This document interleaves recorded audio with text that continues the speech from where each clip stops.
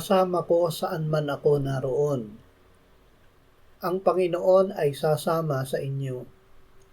Ikalawang Kronika 20:17. Ipinapangako ng Diyos na siya ay sasama sa mga nagtitiwala, naniniwala at sumusunod sa Kanya at sa Kanyang anak, ang ating Panginoong Hesukristo at ating tagapagligtas.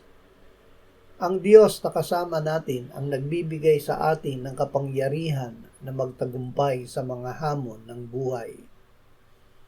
Ama, palakasin mo ang aming pananampalataya upang lagi naming mamalayan na kasama ka namin bawat sandali saan man kami naroon. Amen.